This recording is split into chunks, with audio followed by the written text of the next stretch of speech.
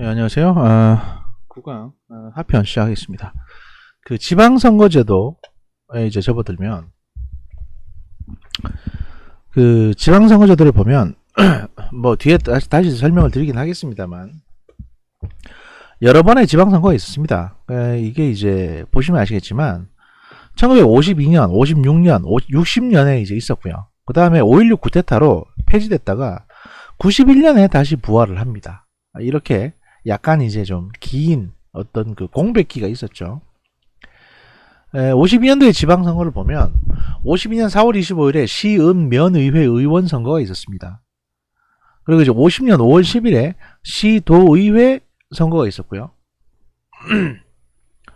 그래서 이제 주민 직선이고 임기는 4년으로 지방자치제가 어느 정도 이제 시작이 되고 있었습니다. 다만 이제 도지사 선거는 없었죠. 왜냐하면 도지사는 중앙에서 내려보내는 거니까. 56년도 같은 경우도 56년 8월 8일에 시읍면의회 의원 선거가 있었고요. 그 다음에 56년 8월 13일에 시도의회 의원 선거가 있었습니다. 그러니까 이게 큰 시하고 작은 시하고 이제 약간 차이가 나는 겁니다.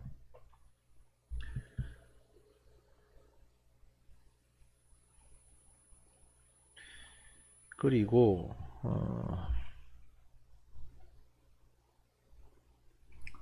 60년에도 지방선거가 있었습니다. 60년 12월 12일, 12월 19일, 그 다음에 12월 26일, 12월 29일 이렇게 4차례에 걸쳐서 지방선거가 있었고 60년 12월 29일 같은 경우에는 서울특별시장과 도지사도 지방선거로 뽑았습니다. 이게 이제 의원 내각제가 되다 보니까, 왜냐면 이제 3.15 부정선거로 인해 가지고 붕괴되고 그 다음에 제2공화국은 그 내각 책임제가 됐습니다. 의원 내각제가 되다 보니까 지방의회도 다 이런 식으로 이제 해버린 거죠. 그래서 도지사와 서울특별시장까지 전부 다 이제 선거로 뽑자 이렇게 됐다가 5.16 군사 쿠데타로 다 이제 무위로 돌아가고요. 그로부터가 30년 뒤에 다시 지방선거가 시작이 됩니다. 그래서 이제 91년 지방선거에서는 그 91년 3월 26일 시구 군의회 선거, 그 다음에 91년 6월 20일에 시도의회 의원 선거를 진행을 합니다. 그리고 전국 동시지방선거라고 해서 이제 95년 6월 27일에 비로소 이제 그 도지사, 그러니까 이제 60년 이후에 그 안 해왔던 그 광역시장, 그 다음에 도지사 이런 사람들 전부 다 주민들이 직접 뽑는 선거가 시작이 됐습니다. 그래서 쭉 했고요. 그 다음에 이게 98년, 2002년, 6년, 14년, 16년 이렇게 동시지방선거가 쭉 진행이 되어 왔습니다. 그리고 이제 2018년도에 이제 지방선거를 또 했죠. 그래서 지금 지자체장들이 2018년도에 당선된 분들이 지금 지자체장으로서 이제 근무를 하고 계시는 겁니다. 그 앞선 표 3에서 보시는 것처럼 민주화 이전의 지방선거는 이승만과 장면 정부 시기에만 실시가 됐고 61년 5.16 군사정변 이후에 지방선거를 중단시킨 결과 1991년 지방의회 선거를 실시할 때까지 30년간 실시되지 않았습니다. 5.16 이전의 지방선거 제도를 분석해보면 다음과 같은 특징이 있습니다. 첫째, 오늘날 동시선거와 달리 지방의회와 지방자치단체장 선거를 분리해서 실시를 했고요. 그 결과 1952년, 56년에는 각각 2차례, 60년에는 4차례 지방선거가 유형별로 실시가 되었습니다. 갑자기 전화가 와가지고 중간에 잠깐 끊었습니다. 어디까지 했는지 갑자기 기억이 안 나는데.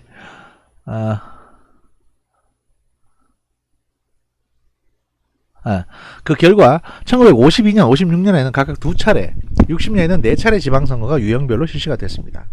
둘째, 지방의원이라고 하니까 되게 이상하게 보이네요. 지방의회 의원은 계속해서 직선제로 선출했지만 지방자치단체장은 간선, 임명, 직선 등 선출 방법이 변화되어 왔습니다. 특히 자치단체장 직선제 여부는 지속적으로 논란이 되어 왔습니다. 왜냐하면 상식적으로 이게 지방의회에서 선출하니까 시장도 직접 주민이 뽑게 해달라 이런 요구가 있을 수 있죠, 당연히. 그런데 이제 대통령 입장에서는 여러분 옛날에 야인시대 같은 거 보셔서 아시겠지만 장관 자리가 한 열 몇 개, 그 다음 이제 나눠줄 게 도지사 자리입니다. 도지사나 시장.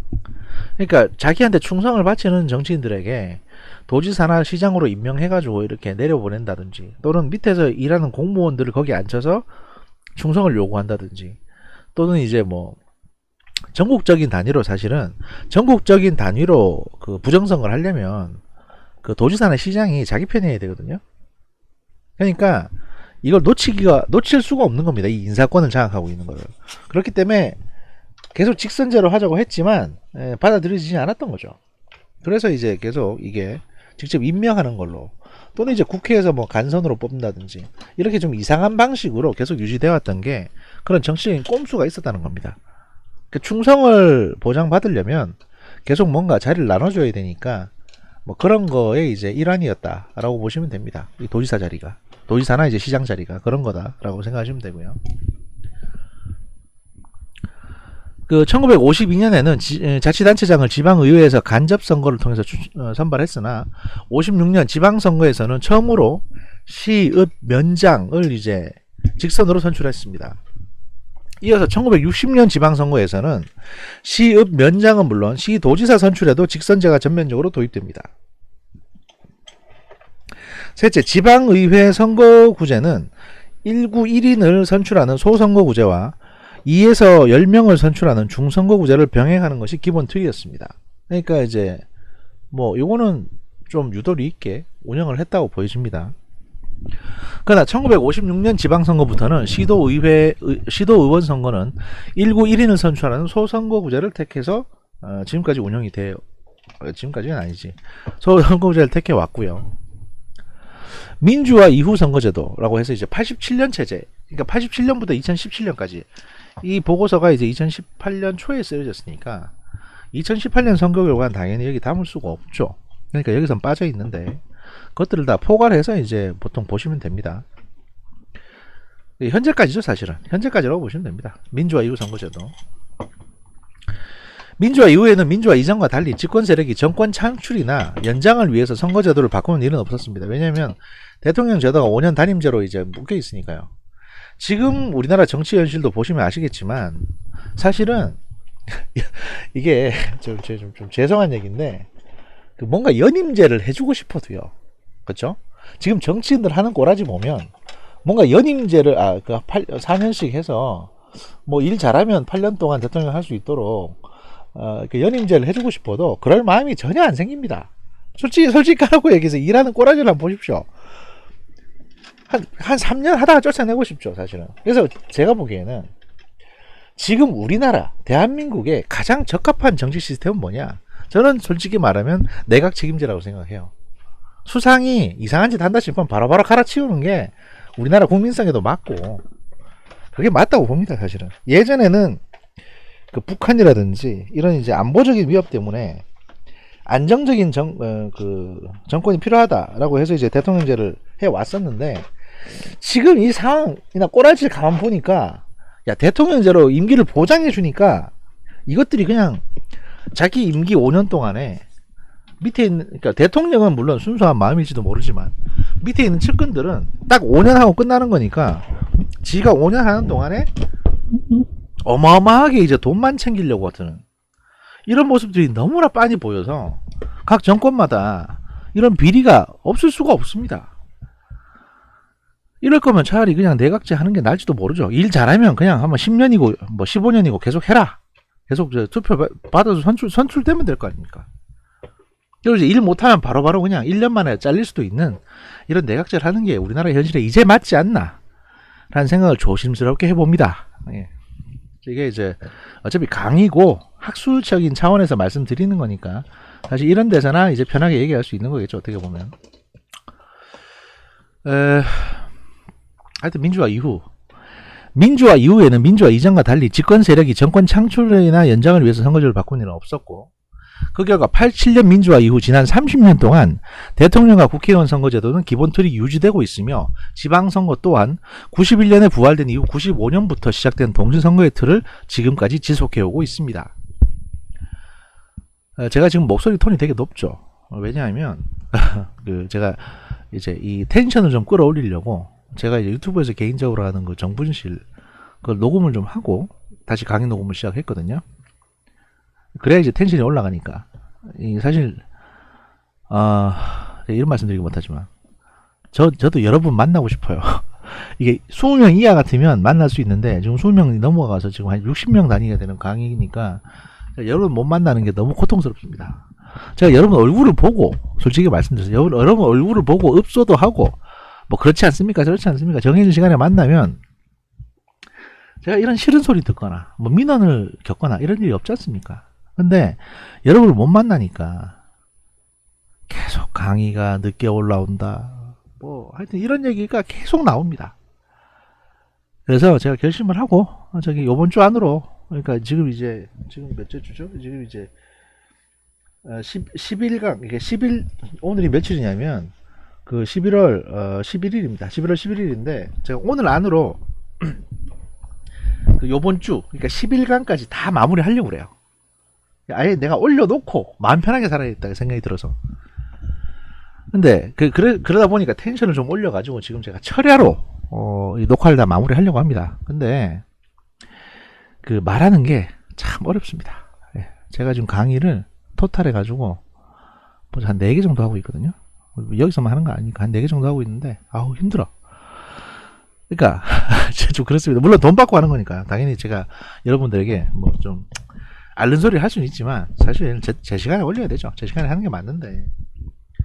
그래서 가급적이면 이제 좋은 내용으로 말씀드리려고 노력을 하고 있고요. 그 다음에 여러분 뭐 성적 평가라든지 이런 것도 막 크게 뭐 어디 엇나가는 거 없이 제가 잘 읽어보고 정성을 다해서 채점을 하려고 노력 중이니까 걱정하지 마시고 요 루트를 따라 쭉 오시면 되겠습니다. 어디까지 얘기했죠? 텐션 높은 것까지 얘기했죠. 그러니까 텐션이 좀 높다 보니까 이렇게 높은 텐션으로 지금 한 마라톤 하는 걸 지금 100m 달리기 하듯이 하다 보니까 금방 지칠 수가 있습니다. 그래서 일단 요 1시간짜리 강의하고 나서 제가 한 1시간 좀 쉬었다가 다음부터 3시간짜리를 연장으로 하려고 지금 생각 중입니다. 그래서 오늘 안으로는 어쨌든 간에 다 올린다 이런 생각으로 제가 하고 있습니다. 여기 보시면 밑에 11월 11일 오후 5시 47분이라고 보이실 겁니다. 그렇습니다. 돈도 벌어야 되는데 참 여러가지로 골치 아픕니다. 자, 대통령 선거제도를 보시면 1987년 개헌과 함께 도입된 대통령 직선제는 이후 근본적인 변화가 없이 현재까지 유지되고 있으며 민주화 이후 임기 5년의 단임 대통령을 7번 선출하였습니다. 이 가운데 박근혜 대통령은 탄핵으로 인해서 임기 5년을 채우지 못하고 약 4년 만에 퇴임을 했습니다. 민주화 이후 대통령 선거제도는 두 가지 의미 있는 변화가 있었습니다. 첫 번째, 1994년에 기존의 대통령 선거법, 국회의원 선거법, 지방의회 의원 선거법, 지방자치단체장의 선거법, 지방자치단체의장 선거법 등을 통합해서 공직선거 및 선거부정방지법을 만들었습니다. 과거의 선거 유형별로 법을 만든 결과 선거마다 선거운동 허용 범위 등이 달라서 혼란이 발생하였는데 통합선거법의 제정으로 이를 시정하게 됐습니다. 그러니까 이게 단속하는 사람도 헷갈리고 그 다음에 국민들이 봐도 헷갈립니다. 사실 선거운동하는 사람들은 이거를 완전히 숙지해가지고 헷갈리지 않게 하는데 문제는 국민들이 이제 여기 큰 관심이 없으니까 헷갈리기 시작하는 거죠. 그래서 어디서는 허용이 되는데 예를 들어 국회의원 선거에서는 허용이 되는데 대통령 선거에서는 허용이 안 되는 거를 헷갈립니다. 보통 그렇게 헷갈리기 시작하면 어떤 식으로 사람들이 생각하냐면 다 되는 걸로 생각을 해요. 안 되는 걸로 생각하는 게 아니고 보통은 그래요. 그러다 보니까 저것도 되나 보다, 되는갑지 뭐, 이렇게 이런 문제가 발생할 수 있기 때문에 통합해서 뭐는 안 되고 뭐는 되고 하는 거를 하나로 통합했다는 겁니다. 또 과거에는 집권 세력이 선출직 임기 만료 전에 대통령 선거, 국회의원 선거, 지방선거 일자를 정했는데 이를 시정하기 위해서 통합선거법에서는 선거일 법정주의를 채택했습니다. 예를 들면 대통령 선거는 임기 만료 전 70일 이후 첫 번째 수요일에 실시하도록 법에 명시했습니다. 그러니까 70일부터 시작해서 첫 번째 수요일에 하는 거죠. 그래서 늘 대통령 선거는 수요일에 하는 겁니다. 둘째, 민주화 이후 한 차례에 걸쳐 선거권 연령이 낮아졌습니다. 피선거권과 선거권의 지속적인 변화와 지속을 살펴보면 대통령 피선거권 연령은 1948년 이후 한 번도 변화 없이 40세 이상을 유지하고 있습니다. 그러나 직선제로 실시된 대통령 선거의 선거권 연령은 1952년 21세에서 63년 20세로 낮아졌고 민주화 이후에도 20세를 유지하다가 2002년부터는 19세로 다시 낮아지게 됩니다. 최근에는 선거권을 18세로 낮춰야 한다는 주장도 나오고 있습니다. 이게 아마 제 기억으로는 받아들여진 걸로 알고 있습니다. 그래서 반영이 된 걸로 알고 있는데 이게 정확치 않으니까 여러분들 다시 검색해 보셔야 될 겁니다. 이 보고서는 2018년 초 또는 2017년 말에 쓰여졌다는 것을 이제 명심하시고요. 제 기억으로는 이게 18세가 국회의원 선거에서 반영이 된 걸로 알고 있거든요. 2번 국회의원 선거제도. 민주화 이후 국회의원 선거제도는 1구 1인 선출의 소선거구제와 전국구 비례대표제를 결합시킨 혼합선거제를 기본 골격으로 하여 현재까지 유지되고 있습니다. 그러나 전국구 비례대표제는 의석 배분 방식의 변경, 간선에서 직선으로 뽑기 위한 1인 2표제 도입, 그리고 비례대표 의석수 변경 등 많은 변화가 있었습니다. 그럼 민주화 이후 국회의원 선거제도에서 무엇이 시속되고 무엇이 변화했는지를 살펴보면, 첫째, 기존의 1구 2인의 지역구 중선거구제도를 폐지하고 1구 1인 소선거구제를 도입했습니다. 이후 30년 동안 이 제도는 변함없이 유지되고 있습니다. 둘째, 전국구 비례대표 의석 배분 방식이 점차 개선되었습니다. 1988년 13대 총선에서 그 비례대표 의석 배분 방식은 제1당에게 매우 유리했습니다. 아까 저희가 이제 지난 시간 때 그 표를 통해서 보셨었죠.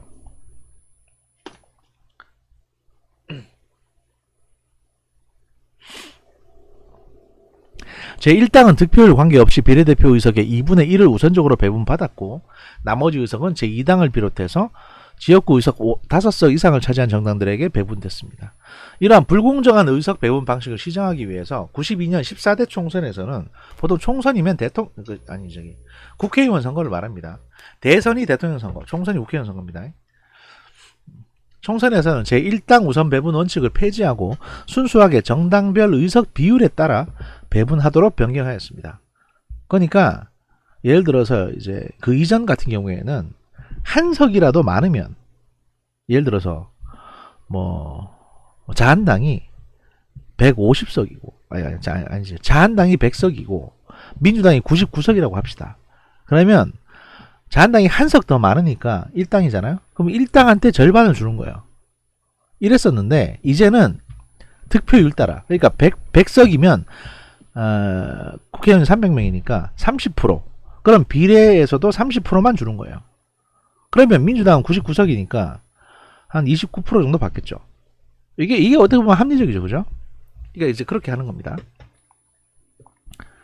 배분 대상은 지역구 의석 5석 이상 또는 유효 투표 총수의 5% 이상을 획득한 정당으로 제한했는데, 다만 지역구 당선자가 없는 정당도 전국 유효 투표수 득표율이 3% 이상 5% 미만인 경우에는 우선 한 석을 배분하도록 했습니다. 바로 이 구절 때문에 이제 국회의원 선거철이 되면 어떻게든 여기 들어가서 한 자리 해보려고 많은 그 급조된 정당들이 만들어집니다. 그리고 그걸 어떻게든 유명세를 타가지고 비례 1번이 되면 이제 당선되는 거거든요. 그래서 뭐 이상한 정당들 많이 나왔습니다. 국회의원 선거 때문에 되면. 그것 때문에 하는 거예요. 어떻게든 한 자리 해보려고. 셋째, 2004년 국회의원 선거에서부터 1인 2표제가 도입되면서 오랫동안 지속되어 오던 간선제, 전국구 비례대표제는 직선으로 변경됐습니다. 따라서 이 선거부터 비례대표 의석은 국민이 직접 정당에 투표한 결과에 따라 배분이 되게 됩니다. 다만 봉쇄 조항을 두어 총 유효 투표 총수의 3% 이상, 지역구 의석의 5% 이상을 차지한 정당에게만 의석을 배분했습니다. 그러니까 이게 이제 예전에는 국회의원 지역구 의원한테 투표하면 그거를 합산해가지고 그 정당 지지로 바꿨는데, 이때부터는 그 지역구 의원 투표 따로, 그 다음에 지지하는 정당 따로 이렇게 2번 투표하게 한 거죠. 이게 1인 2표제입니다. 그러니까 한 사람이 가서 2번 투표한다는 얘기입니다. 뭐에 투표하냐? 우리 지역구는 이제 민주당 의원한테 찍고, 그 다음에 내가 지지하는 정당은 정의당 찍고, 이런 식으로가 가능해진 겁니다. 그 이전에는 민주당 의원한테 투표를 했으면 비례도 민주당 지지해 주는 걸로 이렇게 계산했다는 얘기죠. 이걸 이제 나눴다라는 것이고요. 이렇게 되면 사실 그 진보 정당들이 많은 득을 보게 됐죠. 이것 때문에. 그래서 이제 통합진보당이나 정의당 같은 정당들이 슬슬 이제 제도권 정치로 들어오게 됐던 겁니다. 마지막으로 이제 비례대표 의석 비율이 점점 낮아지는 경향도 보이고 있습니다. 표 4에서 보는 것처럼 13대 총선에서 비례대표 의석이 전체 의석의 25%였으나 이 표 4 보시면 나중에 설명해 드릴게요. 점차 하락해서 15%까지 내려갔고요. 이후 17에서 18%를 유지하다가 2016년 제20대 국회의원 선거에서 다시 16%로 하락했습니다. 비례대표 의석 비율이 낮아진 가장 큰 이유는 각 정당이 선거구 협상에서 지역구 의석을 늘리기 위해서 비례대표 의석을 축소했기 때문입니다. 그러니까 왜 지역구 의석을 늘리냐? 지역구 의석을 늘려야 지역구에 나가고자 하는 애들한테 특별 당비라고 소위 말해서 뇌물을 받을 거 아닙니까? 정당이 선거 자금으로. 그러니까 어쨌든 지역구 의석을 늘리고 싶은 거예요. 그게 아니고 각 정당의 득표율과 의석률 간의 차이가 더욱 커지고 국회 내에서 비례대표 의원들의 정치적 영향력이 축소되게 됩니다. 그래서 보시면 그 비례대표 의석 숫자가 급격하게는 아니지만 완만하게 줄어들고 있는 것들을 보실 수 있습니다.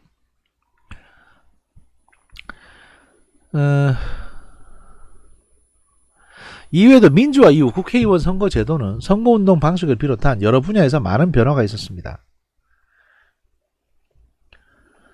1994년 제정된 통합선거법에서 공개장소 연설, 대담을 허용하면서 그 96년 제15대 국회의원 선거에서부터는 자유로운 길거리 선거운동이 활성화되기 시작했고요. 이전에는 이제 제한되게 딱 지정된 데에서만 했었는데 이제는 자유롭게 뭐 어디 가서 하든지 신경 안 쓰는 거죠.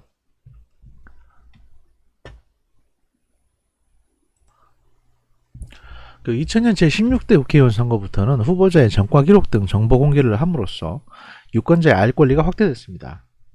2004년 17대 국회의원 선거에서는 그동안 청중 동원과 돈 선거의 원인으로 지적되며 많은 문제를 불러왔던 정당 연설회와 합동 연설회가 폐지됐습니다. 이게 뭐냐면 그 학교 운동장 같은 데서 다 모여가지고 기호 1번부터 이제 끝번호까지 다 모입니다. 그래서 거기서 그 청중들 시민들을 모아놓고 학교 운동장 같은 데서 거기서 연설을 하는 겁니다. 옛날 영화나 드라마 보시면 많이 나오는데 뭐 장군의 아들이나 이런 거 보시면 나오는데 그런 걸 이제 2004년까지 했다는 거죠. 그러니까 2004년 되기 전까지는 쭉 했었다는 겁니다. 그래서 거기서 뭐 제가 뭐 무슨 호남의 아들입니다. 뭐 제가 뭐 영남의 사위입니다. 뭐 이런 얘기 밖에서 하는 게 그런 것들을 말하는 거고요. 여기에 이제 그 돈을 많이 동원했습니다. 왜냐하면 자기 지지자들을 많이 모아서 세를 과시해야 되기 때문에 다 돈 받고 오시는 거거든요. 몰래. 네, 그런 걸 했는데 지금은 이제 다 TV 토론회로 바뀌었죠. 고질병이었던 금품 선거를 근절하기 위한 방편으로 기부받은 금품, 음식 등에 대해서 50배의 과태료를 부과하는 제도도 도입됐습니다. 이것 때문에 벌금 낸 사람들 꽤 많습니다. 이게 뭐냐면 예를 들어서 이제 그 뭐 마을 사람들이나 어디 저 조그만 동네에 또는 뭐 무슨 어디 부동산 한 사람들 모임이 있을 때 거기 가서 국회의원 후보자가 인사를 합니다. 그리고 여러분 드신 밥값 이거 제가 계산하겠습니다. 이렇게 계산해버려요. 한 그릇에 10,000원짜리 갈비탕을 먹었는데 갈비탕을 먹었는데 이게 선관위에 걸리잖아요. 그러면 여기에서 갈비탕 먹은 만약에 10명이 먹었다고 칩시다. 그럼 그거를 이제 이 국회의원이 계산을 합니다. 후보자가 한 그릇에 10,000원짜리니까 10만원 계산하고 저 다음 꼭 지지해 주십시오 하고 갑니다. 한 명당 50만원씩 총 그 500만원을 벌금으로 내야 되는 겁니다. 걸리면. 이런 과태료 제도를 부과했고요. 이걸 또 이 제보해 주는 사람한테는 또 포상금을 줬습니다. 그러다 보니까 이제 전혀 더 이상 어떤 것도 음식 대접 못하는 상황이 됐죠. 또한 선거에 참여하는 현직자와 비현직자의 차별을 없애고 경쟁의 공정성을 확대하기 위해서 예비 후보자 제도를 마련해서 선거일 120일 전부터 그러니까 지금 그 도전자 소위 말해서 새로 출마해서 이제 여기 도전하는 사람들한테도 선거운동을 할 수 있도록 하고 있습니다. 지방선거제도 1987년 집권당 민정당이죠. 노태우 대통령 후보가 발표한 8개 항의 민주화 선언에는 지방자치의 부활이 포함되어 있었습니다. 그러나 개헌 이후 여당과 야당은 지방선거 실시 시기를 두고 논쟁을 벌입니다. 왜냐하면 이게 지방선거를 하게 됐을 때 이거 사실 여당에도 불편하고 야당에도 불편할 수 있거든요. 그러나 이제 개헌 이후 여야는 지방선거 실시로 논쟁을 벌였고 결국 1991년 3월과 6월에 기초의회 의원 선거와 광역의회 의원 선거가 우선 실시되었고 95년부터 지방의회와 지방자치단체장의 등을 한꺼번에 선출하는 동시지방선거가 6차례 진행이 됩니다. 지금까지 이제 7차례가 진행이 됐죠. 이 과정 동안 이제 민주적이고 경쟁적이며 투명하고 공정하며 보다 효과적인 자치를 위한 지방선거 제도를 만들기 위한 노력이 꾸준히 이어져 왔고요. 이제 민주화 이후 지방선거 제도의 지속과 변화가 이제 이어지게 됩니다. 근데 사실 이거 지방의회 의원 선거, 그 다음에 지방자치단체장, 여기 시장들, 그 다음에 도지사들 선거 이거 왜 이렇게 지지부진했냐면 이걸 바로 도입할 경우에 이 해당 지역의 국회의원, 예를 들어서 이게 뭐 경남 진주라고 했을 때 진주시장 선거, 그 다음에 진주시의회 의원 선거, 그리고 진주시 국회의원이 있을 거 아닙니까?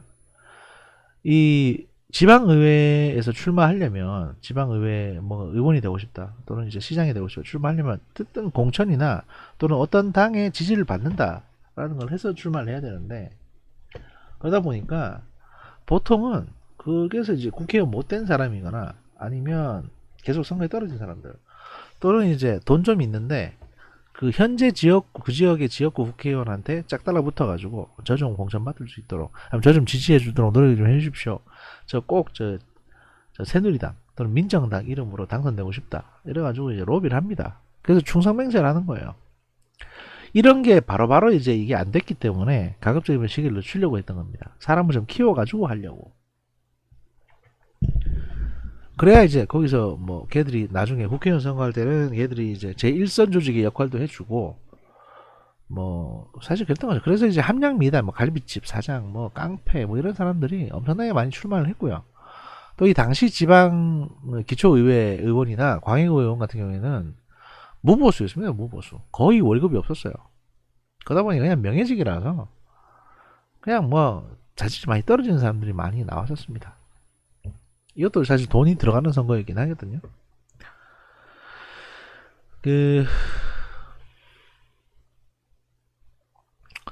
이게 이제 세월이 쭉 지나가지고 이제 한 20년 가까이 되니까 이제 민주적이고 경쟁적이며 투명한 어떤 그 지자체를 위해서 안정이 좀 되고 있죠. 의식도 많이 바뀌었고요. 첫째, 임기 4년의 지방의원과 지방자치단체장 직선제라는 골격이 민주화 이후에 지속적으로 유지가 되고 있고요.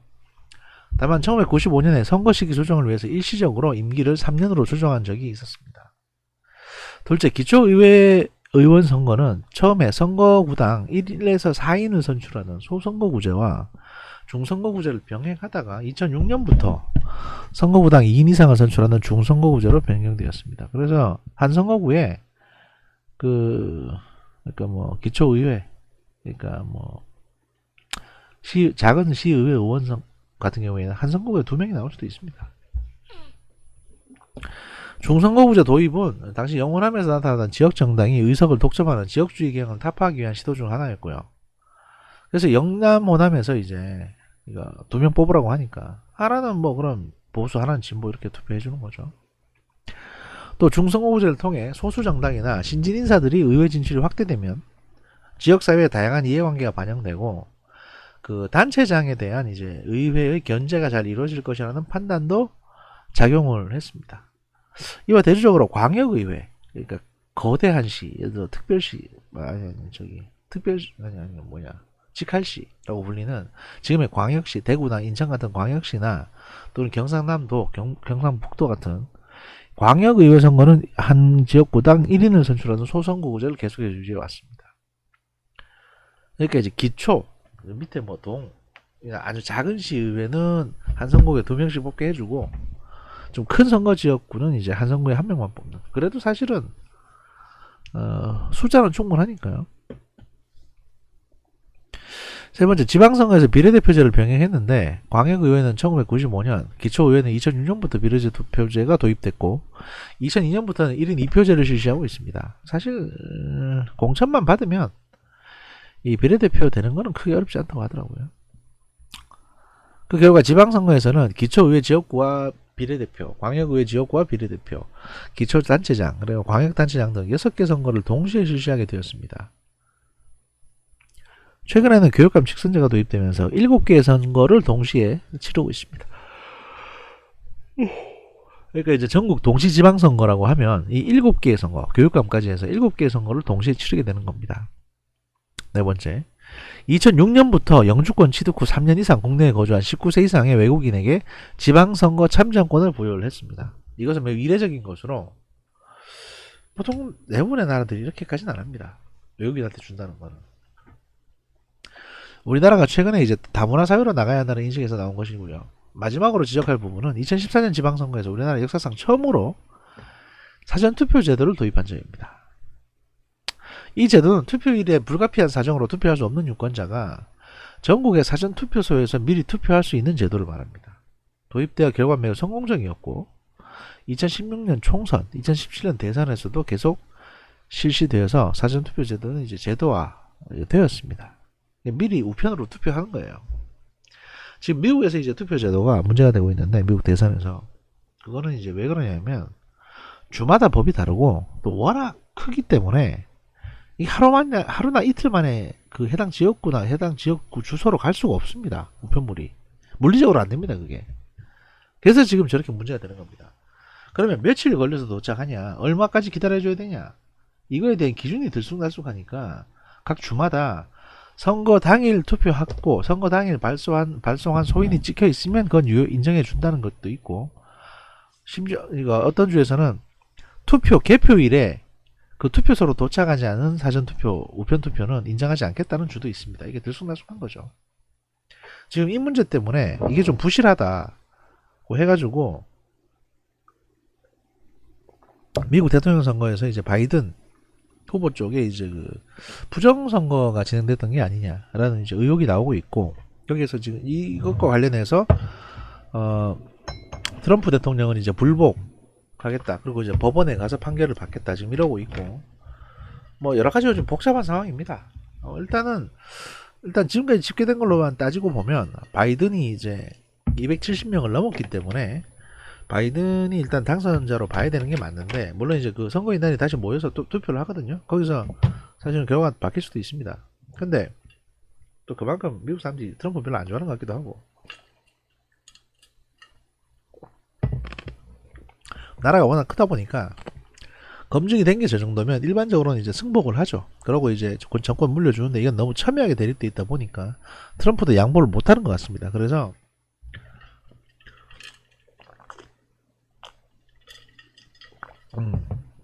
또 심지어 이제 지역구 투표 말고 그 전체, 그러니까 그 선거인단 투표 말고 국민 전체가 이제 투표한 내역을 보면 트럼프가 약간 앞서거든요. 그러니까 이건 사실 몇 주 더 걸릴 것 같긴 해요. 최종적으로 이제 우편 투표 다 세보고 결론 나올 때까지는. 뭐 대세가 바이든이라고 이제 바이든 이겼다 뭐 이렇게만 볼 수 있는 상황은 아닌 것 같고, 이거는 이제 법원에서 결정을 할 문제 같습니다. 지금 소송에 들어가 있으니까. 다음, 선거 유형별 제도 변화 과정과 결과 분석. 이제 앞쪽에서 쭉 말씀드렸던 것 중에 이걸 이제 유형별로 저희가 이제 다시 분석을 한번 해보려고 합니다. 예, 한국의 선거제도는 87년 민주화를 기점으로 전후 변화와 양상이 대변됩니다. 앞서 말씀드린 것처럼 민주화 이전에는 주로 집권자의 권력 유지와 안정화를 위해서 계속 선거제도를 바꿔왔습니다. 따라서 이 시기에는 선거의 본질이 되는 선거 경쟁의 틀과 규칙이 자주 변화하는 양상을 보여오기도 했습니다. 그때그때 상황에 따라서 자기들 유리한 쪽으로 계속 소위 말해서 이제 이게 기울어진 운동장이죠. 그러니까 이제 운동장을 기울여 가지고 자기들이 공차기 쉽게, 자기들의 꼴대가 또 바뀌면 다시 반대편으로 운동장을 다시 기울여서 그런 식으로 해온 거죠. 반면 민주화 이후 선거제도는 기본적인 경쟁의 틀은 유지한 채 후보자와 정당이 경쟁하는 구체적인 선거운동과 공정성 제고 방법 등에서 지속적인 변화를 보인 것이 중요한 특징입니다. 이건 왜 이러냐 하면 이제 일단 여기 민주화라는 게 87년도를 말합니다. 왜 87년도를 민주화 하냐 하면 6.29 선언으로 헌법이 바뀌었기 때문이에요. 직선제로. 그래서 이제 헌법이 바뀌었으니까 이걸 민주화 헌법이라고 하는 거고, 그래서 지금까지 이제 육공화국이 계속 이어지는 겁니다. 그리고 이제 이게 제도가 기본적인 제도가 못 바뀐 게 그 이후에 들어선 집권자 김영삼, 뭐 김대중, 뭐 노무현 이런 모든 분들이 그 중간에 전화 와가지고 참 시끄럽습니다. 그 무슨 얘기까지 했냐면 그 이후에 이제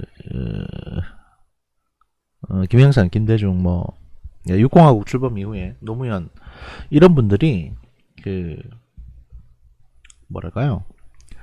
그 헌법을 바꿀 만한, 예를 들어서 개헌을 할 만한 그런 정치적인 막강한 영향력을 가지고 있지는 못했습니다. 사실 김영삼 대통령 같은 경우에는 개헌된 지 얼마 안 돼서 이제 뭐 한 10년도 안 돼서 대통령 하신 거니까 당연히 개헌에 대해서는 생각을 못 하고 있었고, 김대중 대통령 같은 경우는 사실 그때 개헌을 해볼 수도 있었을 텐데 무슨 문제가 있었냐면 이제 IMF 사태 때문에 나라가 휘청휘청하고 있었거든요. 그렇기 때문에 뭐 개헌이고 자시고 이런 거보다 나라 살리는데 더 신경을 쓸 수밖에 없었습니다. 그러니까 개헌에 대해서는 사실 생각을 못하는 거죠. 마음은 있어도 손을 못 대는 겁니다. 그리고 노무현 대통령이 들어왔는데 사실 노무현 대통령 때는 어떻게 보면 좀 안타까운 게 개헌을 할 수 있는 가장 어떻게 보면 적절한 의지는 갖고 있었는데 이제 문제는 노무현 정부 같은 경우에 처음에 이제 출범하고 나서 좀 있다가 민주당에서 탈당을 했죠. 그리고 이제 열린우리당을 만들고, 이게 다 이제 당시 국회의원 선거가 다가왔기 때문에 그렇게 됐던 건데, 그런 와중에서 이제 탄핵을 당하고 막 이렇게 국회가 엉망진창이 되다 보니까 그때도 이제 더 이상 뭐 개헌에 대한 어떤 얘기를 못할 입장이 된 거죠, 사실은. 그리고 뭐 아시다시피 그 이후에 이명박 대통령, 박근혜 대통령 개헌에 대해서는 사실 큰 생각이 없었고요. 그리고 이제 문재인 정부 들어왔는데 문재인 정부 초기에는 개헌을 하려고도 했습니다. 그런데 뭐 자꾸 시간만 질질 끌다가 결국에는 개헌안 만들고 뭐 이래저래 하다가 결국에는 이제 지금 이제 임기 한 2년도 채 안 남았는데 현실적으로 개헌은 힘들게 된 상황입니다. 이래서 지금까지 이제 이 제도가 바뀌어 오진 못했습니다.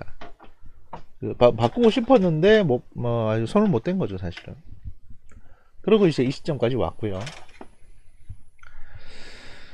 그러다 보니까 그냥 소소하게 선거법, 그러니까 이제 선거의 어떤 절차를 전체를 규정짓는 헌법에는 손을 못 대고 그냥 소소하게 선거법만 손대 왔던 거죠.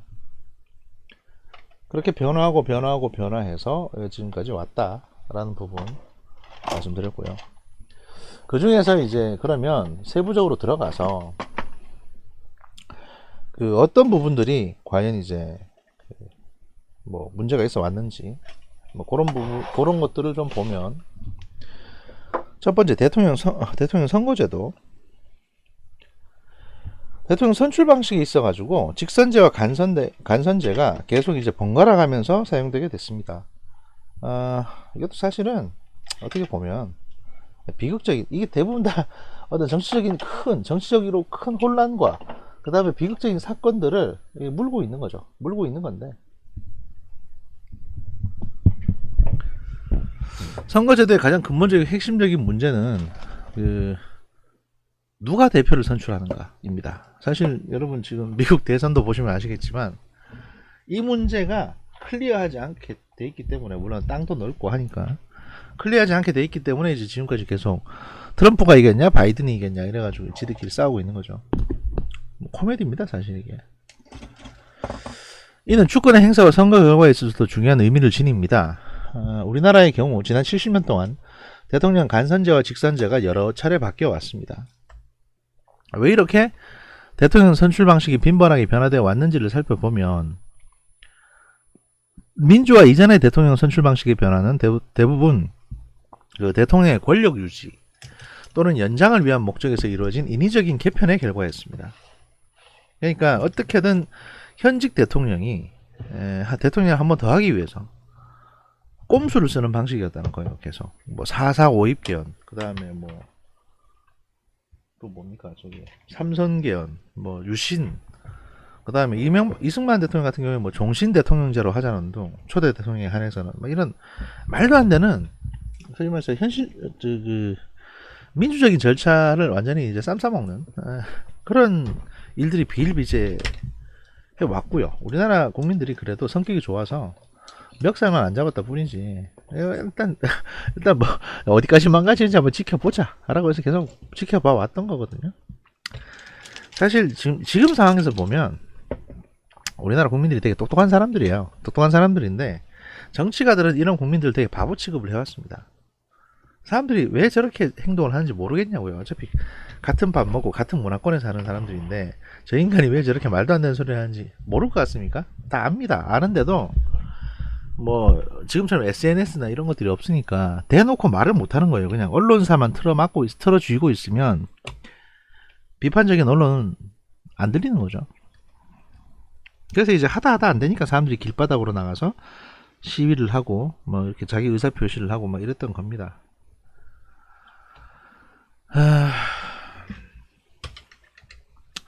하여튼 그런 집권 연장의 수단으로 개헌이 이용돼 왔는데 이제 선거제도 선출 방식의 변화가 개편돼 왔는데 따라서 이런 제도 변화에는 60년과 87년을 제외하고는 대부분 불법적인 과정이 수반되어 있습니다. 1952년 개헌 당시 상황을 살펴보면 1950년 한국전쟁 발발 이후 구성된 제2대 국회에서는 이승만 정부의 실책을 밝히는 조사활동과 견제 조치가 진행이 됩니다. 왜냐하면 전쟁이 났으니까 일단. 이러한 이제 그 정치적 상황에서 이승만 대통령은 국회에서의 간선제로는 2대 대통령에 선출될 수 없다고 판단을 했습니다. 그래서 이제 이를 극복하기 위해서 이를 극복하기 위한 대안이 최초의 집권당인 자유당 창당을 통해서 지지 세력을 확보하고 1952년 1월 직선제 도입을 위한 개헌 시도였습니다. 그러나 대통령의 저항적이었던 국회는 직선제 개헌안을 부결시켰고요. 나아가서 이제 그 내각제 개헌안을 제출했습니다. 그러니까 52년 상황입니다.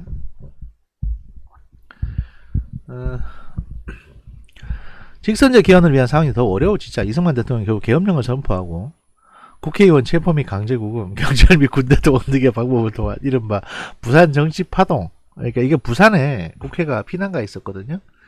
근데 이제 국회의원 체포 및 강제구금이 어떻게 이루어졌냐면 개헌을 안 시켜주니까 본인이 원하는 직선제 개헌을 안 시켜주니까 이제 국회의원들이 아침에 이렇게 국회로 부산에 각각 흩어져 살고 있는 국회의원들이 아침에 그 국회의사당으로 가는 그 셔틀 버스 같은 게 있었습니다. 그냥 낡은 버스인데 교통편도 마땅치 않으니까 그 국회의원들이 어디 모여 있으면 이제 거기 가서 태우고 국회의사당으로 가는 거예요. 당시 그 부산 안에 있는 다 피난가 있으니까. 근데 그 버스를 세워가지고 그 안에 있는 사람들 통째로 그대로 그냥 체포합니다. 그래서 경찰로 끌고 갑니다. 하여튼 이렇게 했던 겁니다. 전쟁 중에. 이른바 부산 정치파동과 발췌 개헌을 통해서 대통령 직선제로의 제도 변경을 관철시켰습니다. 그 발췌 개헌은 전체 내용을 다 바꾸는 게 아니고, 보시면, 그렇죠. 발췌 개헌이라고 불리는 건 대통령 직선제 이외에 개헌 명분을 위해서 야당이 주장하던 의원 내각제 개헌안의 일부를 발췌해서 수용했기 때문입니다. 그래서 이제 야당의 것도 일부 발췌해가지고 끼워주고, 야, 이 개헌하자. 이래가지고 이제 개헌해버리는 거죠.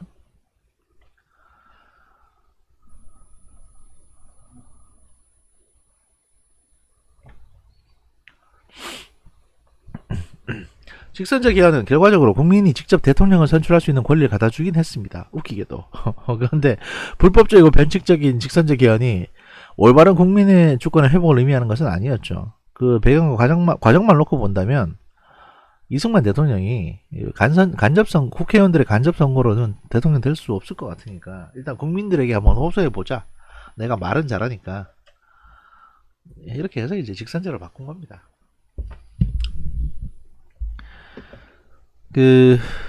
하지만 그게 이제 국민주권 회복은 아니고 그 배경과 과정만 놓고 본다면 이승만 대통령의 재집권을 위한 권력의 강제 조치에 지나지 않았다. 그러니까 본인이 재집권하기 위해서 직선제로 바꾼 겁니다. 사실 6.29 선언, 6.29 선언 하는데 이것도 그 노태우 씨가 재집권을 하기 위해서 군부 정권이 재집권을 하기 위해서 직선제로 바꿨다고 생각하시면 돼요. 왜냐하면 그 당시는 도저히 체육관 선거를 해가지고 대통령을 뽑았다가는 그 4.19 같은 폭동날 상황이었기 때문에 87년도 상황이 박정철 돌아가시고 뭐 이런 문제들 많아가지고 그래서 이제 그걸 할 수 없어서 직선제로 했는데 어차피 직선제로 하게 되면 그 김대중, 김영삼 다 나올 테고 단일화 안 될 테고 자기들끼리 싸울 거다 뭐 이런 나름대로 계산이 있었으니까 했겠죠. 그리고 김종필까지 풀어가지고 표를 쪼개버리는 거죠. 분산시키고. 하여튼 그때는 뭐 나름대로 도박을 했던 거고 그래서 이제 결국 노태우가 승리를 하면서 신군부의 도박이 성공으로 끝났죠. 그 한 5년 동안. 그럼 20하고 요건 이제 다음 10강 10주차 상편에서 바로 이어서 하도록 하겠습니다. 감사합니다.